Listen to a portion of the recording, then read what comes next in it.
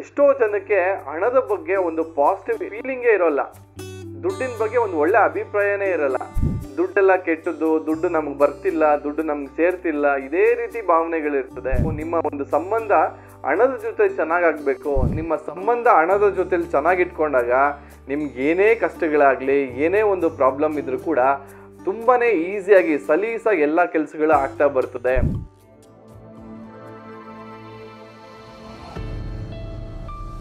ಅಭಿವೃದ್ಧಿ ಲೈಫ್ ಸ್ಟೈಲ್ನ ವೀಕ್ಷಕರಿಗೆ ಸ್ವಾಗತ. ನಿಮ್ಮ ಡಾಕ್ಟರ್ ದೀಪಕ್ ಗುರುಜಿ ಮಾಡುವ ಪ್ರಣಾಮಗಳು.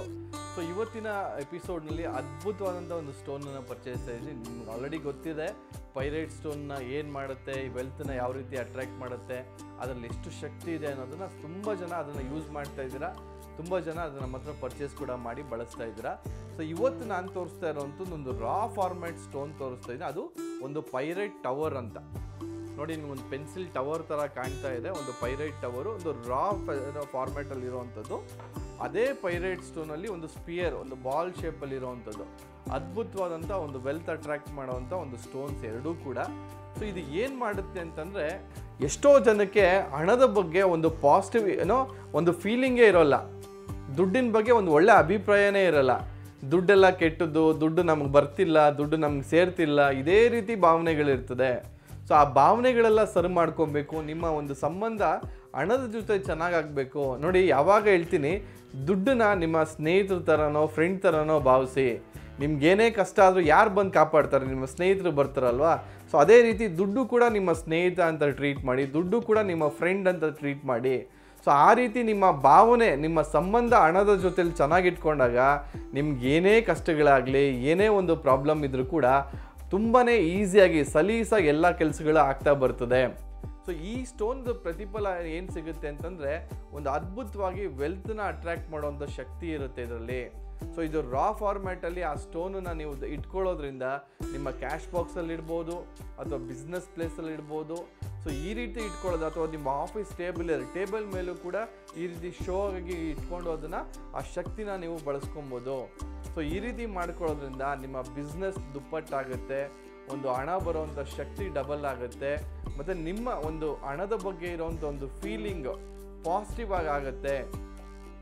ಯಾವಾಗ ನಮ್ಗೆ ಹಣದ ಬಗ್ಗೆ ಒಂದು ಪಾಸಿಟಿವ್ ಫೀಲಿಂಗ್ ಬರುತ್ತೆ, ಹಣದ ಹೊಳೆ ತಾನಾಗೇ ಬರ್ತದೆ. ಸೊ ಯಾವಾಗ ನಮಗೆ ನೆಗೆಟಿವ್ ಫೀಲ್ ಇರ್ತದೆ, ಸೊ ಹಣ ನಮ್ಮ ಹತ್ರ ಬರೋದಿಲ್ಲ, ಹಣ ನಮ್ಮ ಹತ್ರ ದೂರ ಹೋಗ್ತಾ ಬರ್ತದೆ. ಸೊ ಈ ಫಸ್ಟ್ ಆಫ್ ಆಲ್ ನನಗೆ ಹಣದ ಬಗ್ಗೆ ಒಂದು ಒಳ್ಳೆ ಅಭಿಪ್ರಾಯನೇ ಇಲ್ಲ ಅಂದಾಗ ಹಣ ನನ್ನ ಹತ್ರ ಹೇಗೆ ಬರುತ್ತೆ ಹೇಳಿ? ದುಡ್ಡು ನನ್ನ ಹತ್ರ ಹೇಗೆ ಬರುತ್ತದೆ? ಸೊ ಅದ್ರ ಬಗ್ಗೆ ನಾನೊಂದು ಒಳ್ಳೆ ಅಭಿಪ್ರಾಯ ಇಟ್ಕೊಬೇಕಲ್ವಾ? ಅದು ನನ್ನ ಸ್ನೇಹಿತ ಅಥವಾ ನನ್ನ ಕಷ್ಟನೆಲ್ಲ ತೀರಿಸುವಂಥದ್ದು ಶಕ್ತಿ ಅದಕ್ಕಿದೆ ಅಂದಾಗ ನನ್ನ ಸಂಬಂಧ ಹಣದ ಜೊತೆಲಿ ತುಂಬ ಚೆನ್ನಾಗಿರಬೇಕು, ದುಡ್ಡಿನ ಜೊತೆಲಿ ತುಂಬ ಅದ್ಭುತವಾದಂಥ ಒಂದು ಸಂಬಂಧ ಇಟ್ಕೊಬೇಕು. ಸೊ ಆ ರೀತಿ ಒಂದು ಭಾವನೆ ಇಂಪ್ರೂವ್ ಆಗಬೇಕು ಅಂದರೆ, ನೋಡಿ, ಇದೊಂದೇ ಅಲ್ಲ, ಪೈರೈಟಲ್ಲಿ ನಾನಾ ರೀತಿ ಒಂದು ಬ್ರೇಸ್ಲೆಟ್ ಫಾರ್ಮಲ್ಲಿ ತೋರಿಸಿದ್ದೀವಿ, ಒಂದು ಪೆಂಡೆಂಟ್ ಫಾರ್ಮಲ್ಲಿ ತೋರಿಸಿದ್ದೀವಿ, ಮತ್ತು ಪೈರೈಟ್ ಝೀಬು ಕಾಯಿನ್ ಕೂಡ ತೋರಿಸಿದ್ದೀವಿ. ಸೊ ಅಥವಾ ಪೈರೈಟ್ ರಿಂಗ್ಸ್ ಕೂಡ ತುಂಬ ತೋರಿಸಿದ್ವಿ. ಸೊ ನಾನಾ ರೂಪದಲ್ಲಿ ಅದನ್ನು ಬಳಸ್ಕೊಬೋದು. ಪೈರೈಟ್ ದೊಡ್ಡದು ಒಂದು ಸ್ಟೋನ್ನೇ ಇಟ್ಕೊಬೇಕು, ಅಥವಾ ಒಂದು ಈ ಥರ ಟವರೇ ಇಟ್ಕೊಬೇಕು ಅಂತಲೂ ಇಲ್ಲ. ಇಷ್ಟಾಗಲ ಒಂದು ಪೈರೈಟ್ ನಿಮ್ಮ ಮೈ ಮೇಲೆ ಇದ್ದರೂ ಕೂಡ, ಅಥವಾ ನಿಮ್ಮ ಜೊತೆಯಲ್ಲಿ ಅದು ಕ್ಯಾರಿ ಮಾಡಿದ್ರೂ ಸಹ ನಿಮಗೆ ಹಣ ಅಟ್ರ್ಯಾಕ್ಟ್ ಮಾಡುವಂಥ ಶಕ್ತಿ ಅದರಲ್ಲಿರ್ತದೆ. ಸೊ ಆ ರೀತಿ ಒಂದು ಮ್ಯಾಜಿಕ್ ಸ್ಟೋನ್ ಅಂತ ಹೇಳಿದ್ರೆ ತಪ್ಪಾಗಲ್ಲ ಸ್ನೇಹಿತರೆ. ಇದನ್ನು ಒಂದು ಫೂಲ್ಸ್ ಗೋಲ್ಡ್ ಅಂತಲೇ ಕರೀತಾರೆ. ನೀವು ನೋಡ್ಬೋದು, ಅದು ಶೈನ್ ನೋಡ್ಬೋದು, ನೀವು ಅದ್ರ ಕ್ವಾಲಿಟೀಸ್ ನೋಡ್ಬೋದು. ನೋಡಿ ಯಾವ ರೀತಿ ಆ ಸ್ಟೋನ್ ಒಳಗಡೆ ಎಷ್ಟು ರಾ ಫಾರ್ಮ್ಯಾಟಲ್ಲಿದೆ ನೋಡಿ. ಅದನ್ನು ಒಂದು ಪಾಲಿಷ್ ಮಾಡಿ ಶೈನ್ ಮಾಡಿರೋ ಅಂಥ ಸ್ಟೋನ್ ಇದು. ಇದನ್ನು ಬಿಸ್ನೆಸ್ ಪ್ಲೇಸಲ್ಲಿ ಇಟ್ಟು ನೋಡಿ, ಅದರ ಅಟ್ರಾಕ್ಷನ್, ಅದರ ಪವರ್ ಯಾವ ರೀತಿ ಸೆಳೆಯುತ್ತೆ ಅನ್ನೋದನ್ನು ನೀವು ಅದನ್ನು ಫೀಲ್ ಮಾಡಿದವ್ರಿಗೆ ಗೊತ್ತು ಅದರ ಶಕ್ತಿ ಅಂತ ಹೇಳೋಕ್ಕೆ ಇಷ್ಟಪಡ್ತೀನಿ. ಸೊ ಸಾಕಷ್ಟು ಜನರೊಂದಿಗೆ ಈ ಮಾಹಿತಿಗಳನ್ನ ಶೇರ್ ಮಾಡ್ತಾ ಬನ್ನಿ ಅಂತ ಹೇಳ್ತಾ ಇವತ್ತಿನ ಸಂಸ್ಥೆ ಮುಗಿಸ್ತಾ ಇದ್ದೀನಿ. ವಂದನೆಗಳು.